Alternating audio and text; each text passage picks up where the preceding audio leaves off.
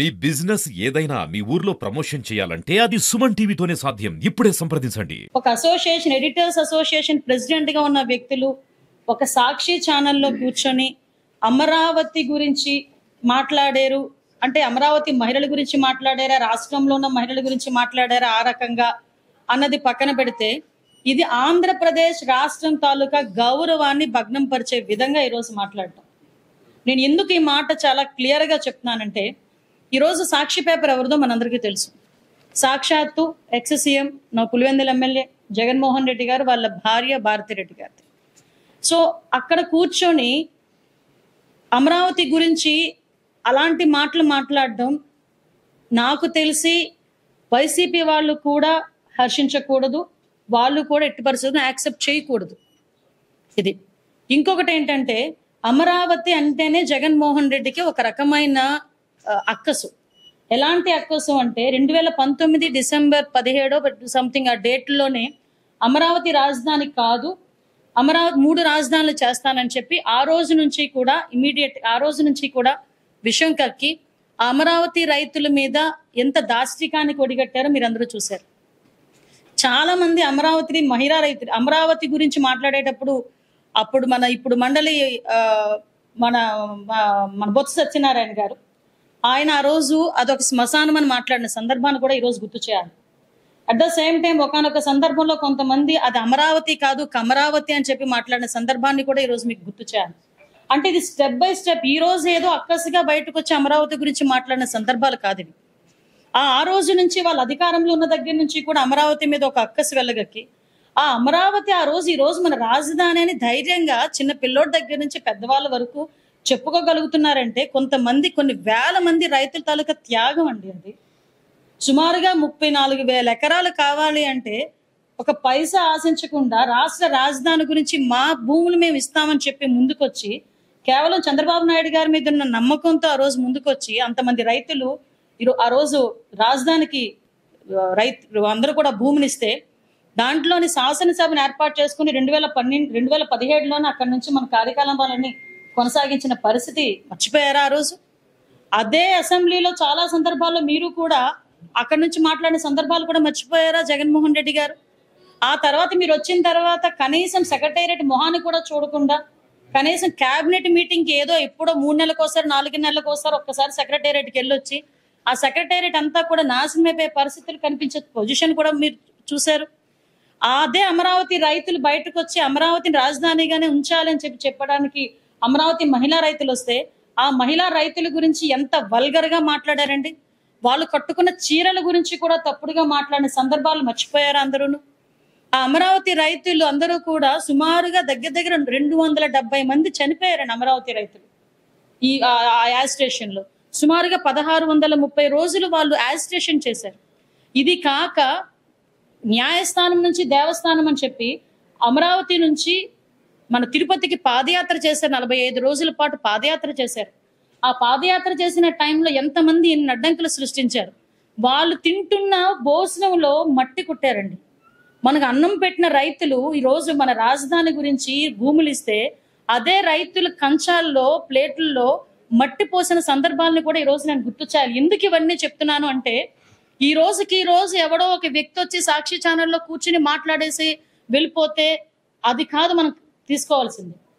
అంటే దీని వెనకాతలు ఎలాంటి కుట్ర నడుస్తుంది, దీని వెనకాతల తలకు కుట్రదారులు ఎవరు అన్నది మెన్షన్ చేయాలనే ఉద్దేశంతోనే ఈ రోజు మీకు ఇంత డీటెయిల్ గా నేను మాట్లాడుతున్నాను.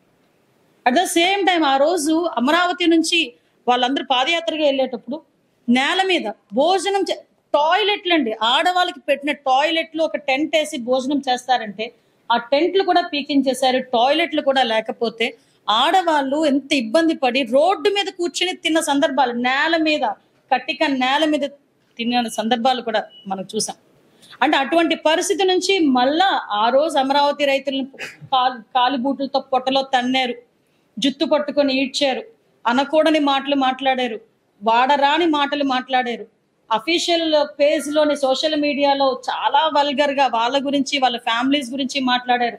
ఆఖరికి మంత్రులతో సైతం మీ ఊర్లోని మీ ఇళ్లలో మగాళ్ళు లేరా అని మాట్లాడారు. ఇవన్నీ మాట్లాడిన భరించి ఒక్కసారిగా మ్యాండేట్ ఇచ్చారు. ఈరోజు చంద్రబాబు నాయుడు గారు వచ్చారు. ఈరోజు అమరావతి అంటే అతగాడికి గుర్తొచ్చిన పదం తప్పించి ఈరోజు అమరావతి అంటే నిజంగా ఇంద్రుడు పరిపాలించిన ప్రదేశాన్ని అమరావతి అంటారు. ఎన్నో చంద్రబాబు నాయుడు గారు ఎంతో ఆలోచించి ఆ రాజధానికి ఆ పేరు పెట్టారు. దేవతలను అడిగాడిన ప్రదేశాన్ని అమరావతి అంటారు. ఆ దేవతలను అడిగాడిన ప్రదేశాన్ని అమరావతి అనేటప్పుడు దాన్ని వక్రీకరించి ఆ వర్డ్ నా నోటి నుంచి చెప్పడానికి కొంచెం ఇబ్బందిగా పడే పరిస్థితి. అది వేశ్యల రాజధాని, అది వేశ్యల రాష్ట్రము అని మాట్లాడుతూ ఉంటే ఎవరి గురించి మాట్లాడుతున్నావయ్యా? నీతో ఎవరు మాట్లాడిస్తున్నారు ఈ మాటలు? అమరావతి మీద ఎందుకు అంత అక్కసు? ఈ రాష్ట్రంలోని చాలా మంది ఇంతకు ముందు పెట్టుబడులు పెట్టడానికి వచ్చిన వాళ్ళు తిరిగి వెళ్ళిపోతే కేవలం చంద్రబాబు నాయుడు గారి మొహం చూసి, పవన్ కళ్యాణ్ గారి మొహం చూసి, లోకేష్ గారు చేస్తున్న కృషిని చూసి ఈ రోజు పరిశ్రమలు వాళ్ళగా వచ్చి మేము పలానా చోట పరిశ్రమలు పెడతామని చెప్పే పరిస్థితి కూడా ఈ రోజు మనందరికీ కనిపిస్తా ఉంది.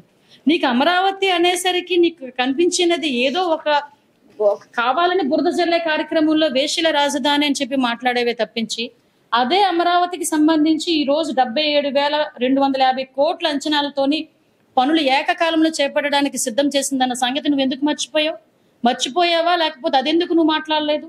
అదేవిధంగా 49,000 కోట్ల పనులకు ఇప్పటికీ టెండర్లు కూడా ఖరారు చేసిన పరిస్థితి. ప్రపంచ బ్యాంకు ఏడీబీలను ఒప్పించి ఆగమేఘాల మీద 15,000 కోట్ల ఆర్థిక సాయం వచ్చేలా చేసిన పరిస్థితి.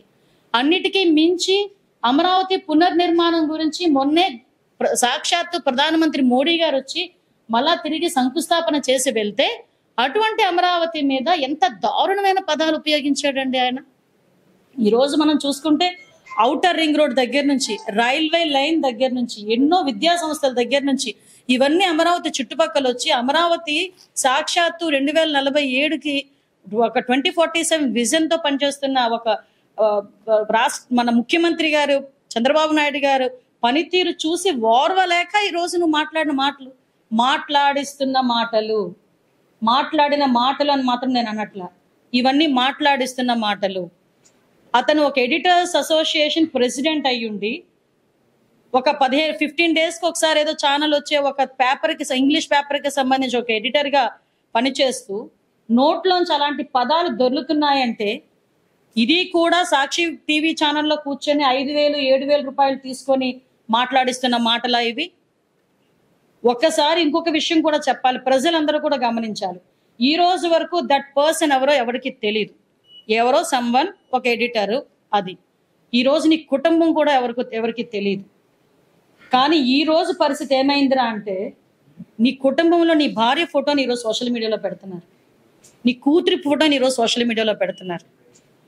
అంటే నువ్వు నీ నాయకుడు తాలూకా మొహంలో నవ్వు చూడటానికో, లేకపోతే నీ నాయకుడు తాలూకా ఆ 5,000 రూపాయలకో 7,000 రూపాయలకో సాక్షాత్తు ఈ కృష్ణం రాజు అన్న వ్యక్తి వాళ్ళ కుటుంబ సభ్యుల్ని కూడా వీధిలో పెట్టేసుకున్నాడంటే ఒక్కసారి మనందరం ఆలోచించాల్సిన అవసరం ఉంది కదా.